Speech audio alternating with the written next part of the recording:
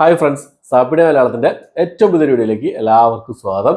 ഇന്ന് ഇവിടെ വന്നിരിക്കുന്നത് കഴിഞ്ഞ ദിവസം തിയേറ്റർ റിലീസ് ചെയ്ത മരണമാസം എന്ന സിനിമയുടെ വിശേഷങ്ങളുമായിട്ടാണ്. നമ്മുടെ ബേസിൽ ജോസഫ് പ്രധാന വേഷം കൈകാര്യം ചെയ്തൊരു ഡാർക്ക് ഹ്യൂമർ ബ്ലാക്ക് കോമഡി വിഭാഗത്തിൽപ്പെടുന്ന ഒരു സിനിമയാണ്. അപ്പോൾ ഈ സിനിമ സംവിധാനം ചെയ്തിട്ടുള്ളത് ശിവപ്രസാദാണ്. അദ്ദേഹത്തിൻ്റെ ആദ്യത്തെ ഒരു സംവിധാന സംരംഭമാണ്. സിജു സണ്ണിയാണ് ഈ സിനിമ എഴുതിയിട്ടുള്ളത്. നമ്മുടെ നടനായിട്ട് വരുന്ന സിജു സണ്ണിയാണ് ഈ സിനിമ എഴുതിയിട്ടുള്ളത്. പ്രധാന വേഷം കൈകാര്യം ചെയ്ത ബേസിൽ ജോസഫ്, രാജേഷ് മാധവൻ, സിജു സണ്ണി, ബാബു ആന്റണി, അനിഷ്മ അനിൽകുമാർ, സുരേഷ് കൃഷ്ണ എന്നിവരൊക്കെയാണ് ഈ സിനിമയിൽ പ്രധാന വേഷങ്ങൾ കൈകാര്യം ചെയ്തിട്ടുള്ളത്.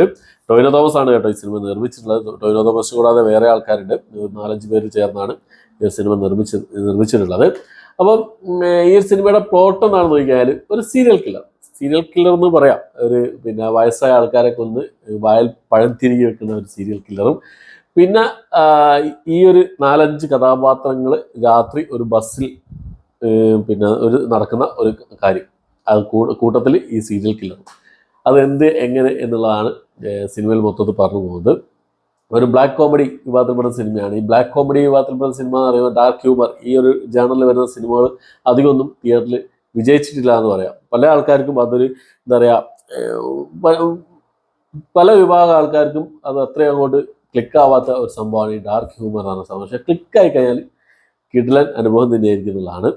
അപ്പോൾ ഈ സിനിമയുടെ ബാക്കിയുള്ള കാര്യങ്ങൾ എടുത്ത് നോക്കുകയാണെങ്കിൽ ടെക്നിക്കൽ സൈഡുകളൊക്കെ വളരെ മികച്ച രീതിയിൽ തന്നെ ചെയ്തിട്ടുണ്ട്. പെർഫോമൻസ് വൈസ് എടുത്ത് നോക്കുകയാണെങ്കിൽ എനിക്ക് എല്ലാവരും നല്ല രീതിയിൽ തന്നെ പെർഫോം ചെയ്തതായി തോന്നി. പിന്നെ അതിൽ എനിക്ക് അനിഷ്മ അനിൽകുമാർ നായികയായിട്ട് വന്ന ആ ഒരു കഥാപാത്രത്തിൻ്റെ ഡയലോഗ് ഡെലിവറി കാര്യങ്ങളൊക്കെ കുറച്ചൊരു ബോറായതുപോലെയൊക്കെ തോന്നിയിട്ടുണ്ട്. ബാക്കി എല്ലാവരും പെർഫോമൻസ് നല്ല രീതിയിൽ തന്നെ കാഴ്ചവെച്ചിട്ടുണ്ട്.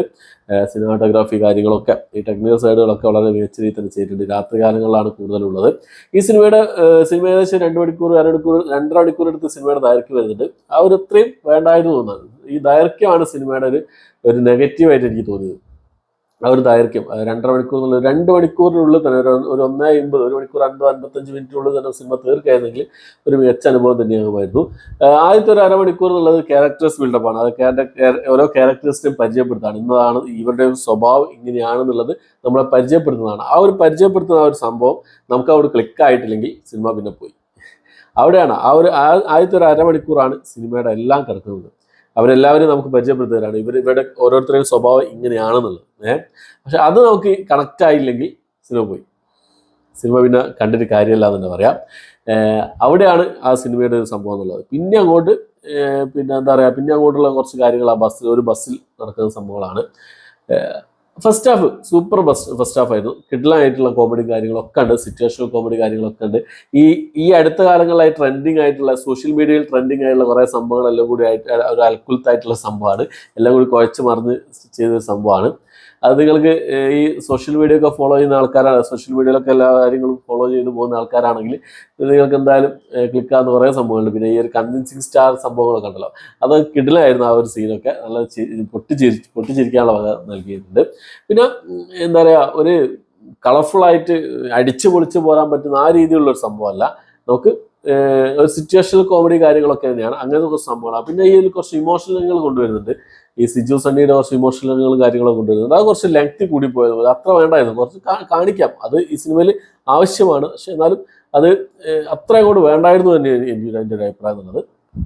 ആകെ മൊത്തം ടോട്ടൽ നോക്കുകയാണെങ്കിൽ എന്തായാലും ഒരു എവറേജ് തൊട്ട് മുകളിൽ നിൽക്കുന്ന ഒരു അനുഭവമാണ് ഈ സിനിമ സംബന്ധിച്ചത്. ഫസ്റ്റ് ഹാഫ് സൂപ്പർ ഫസ്റ്റ് ഹാഫും ഡൗൺ ആയിപ്പോയ സെക്കൻഡ് ഹാഫുമാണ് ഈ സിനിമയുടെ ആകെ ടോട്ടൽ എൻ്റെ ഒരു എന്താ പറയുക, എനിക്ക് ഈ സിനിമ ഫീൽ ചെയ്തെന്നുള്ളതാണ്. അപ്പോൾ മെയിനായിട്ടുള്ള കാര്യം സിനിമയുടെ ലെങ്ത് തന്നെയാണ്. സിനിമ അത്ര ലെങ്ത് വേണ്ടായിരുന്നു എന്നുള്ളതാണ്. ബാക്കിയെല്ലാം ഓക്കെ ആയിരുന്നു. ബേസിൽ ജോസഫ് എല്ലാവരും വളരെ മികച്ച രീതിയിൽ തന്നെ പെർഫോമൻസ് ഒക്കെ കാഴ്ചവെച്ചിട്ടുണ്ട്. പിന്നെ സുരേഷ് കൃഷ്ണ ആയിക്കോട്ടെ, എല്ലാവരും അതിലൊരു ചെറിയ ക്യാമിയോ റോളൊക്കെ വന്നു പോകുന്നുണ്ട്. അത് നിങ്ങൾ സിനിമ കണ്ടു വെക്കുക. സിനിമ ഇറങ്ങിയിട്ട് കുറച്ചായി കേട്ടോ, ഏകദേശം ഒരാഴ്ച എടുത്താവാറായി. ഞാനിപ്പോഴാണ് കണ്ടത്. അപ്പോൾ ബാക്കിയുള്ള സിനിമകളൊക്കെ കണ്ടു. മരണമാസം ഒഴിച്ചുള്ള ബാക്കി എല്ലാ സിനിമകളും കണ്ടു. മരണമാസം കണ്ടു. മരണമാസം ലാസ്റ്റ് കാണേണ്ടത് നമ്മുടെ അടുത്തുള്ള തിയേറ്ററിലൊന്നും ഇല്ലായിരുന്നു. അതുകൊണ്ടാണ് കുറച്ച് കാണാൻ കുറച്ച് ലേറ്റ് ആയത്. ജിംഖാന, ബസൂക്ക, പിന്നെ ഗുഡ് ബാഡ് അഗ്ലി, പിന്നെ നമ്മുടെ മരണമാസ്. ഇതിൽ ഏറ്റവും ഇഷ്ടപ്പെട്ടത് ജിംഖാനയാണ്. പിന്നെ നമ്മുടെ good bad ugly, Maranamass, bazooka അത്രയും കൊണ്ട് കൺവിൻസ് ആയിട്ടില്ല. ഓക്കെ, അപ്പോൾ ഇത്രയാണ് ഇന്നത്തെ വീഡിയോ. ഈ വിഷു റിലീസായിട്ട് തിയേറ്റർ റിലീസ് ചെയ്ത സിനിമകളുടെ ഒക്കെ എങ്ങനെയാണ് നിങ്ങളുടെ അഭിപ്രായങ്ങളും കാര്യങ്ങളൊക്കെ കമന്റ് ബോക്സിൽ രേഖപ്പെടുത്താൻ ശ്രമിക്കാം. അപ്പോൾ എത്രയാണ് ഇന്നത്തെ വീഡിയോ ഇഷ്ടപ്പെട്ടെങ്കിൽ ലൈക്ക് ചെയ്യാൻ, ഷെയർ ചെയ്യാൻ, സബ്സ്ക്രൈബ് ചെയ്യാൻ മറക്കാതിരിക്കുക. പുതിയൊരു വീഡിയോ ആയിട്ട് വരുന്നവരേക്കും ബൈ.